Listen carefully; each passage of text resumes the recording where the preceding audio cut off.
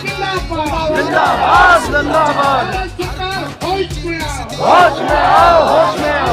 मजदूरों से मत टकराओ, मत टकराओ, मत टकराओ। इसमें बहन अमरजीत भी आने वाले हैं और तपन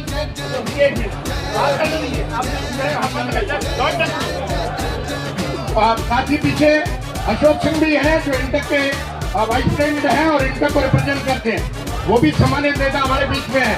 तो मैं अपनी बात खत्म कर रहा हूँ। हमारी दिल्ली की प्रेसिडियम जिनके जिम्मे है इस मीटिंग को चलाना, मैं उनसे रिक्वेस्ट करूंगा कि वो अगले स्पीकर को बुलाए। इंकलाब जिंदाबाद। इंकलाब जिंदाबाद।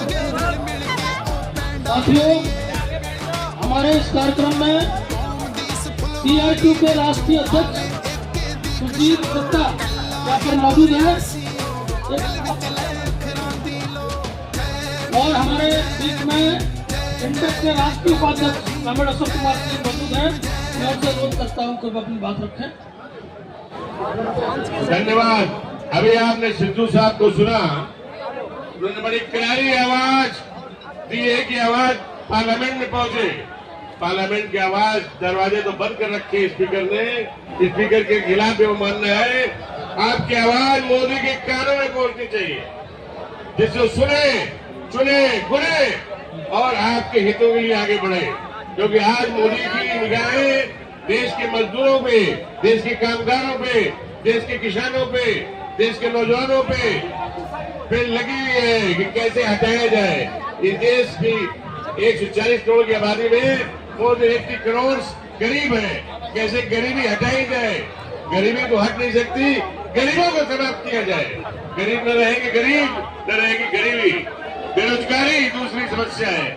बेरोजगारी को हटा नहीं सकते क्योंकि सारा कुछ तो पब्लिक सेक्टर, सारा एयरपोर्ट, कोई इतने बड़े देश में एयरलाइंस इंडिया की नहीं है, इस देश की एयरलाइंस नहीं है, एयरपोर्ट नहीं है, इंश्योरेंस दे देगी। आप बैंक 51% है, 49% अभी है, 50% बैंक भी दे देगा। तो ऐसी स्थिति में हमें क्या करना है? करना ये है मोदी को हटाना है और देश को बचाना है। एक ही नारा, मोदी को हटाना है, देश को बचाना है, मोदी को हटाना है, देश को बचाना है, मोदी को हटाना है, देश को बचाना है, मोदी को हटाना है, देश को बचाना है। जब ये नारा लगेगा गली गली में तो मोदी का सिंहासन हिलेगा, तो मोदी अपने आप हट के भाग के खड़ा हो जाएगा। जैसा और हमको नेपाल के, श्रीलंका के लोगों ने कहा, उन्हें मानव आपकी आबादी 3 करोड़ है, यहाँ 140 करोड़ है।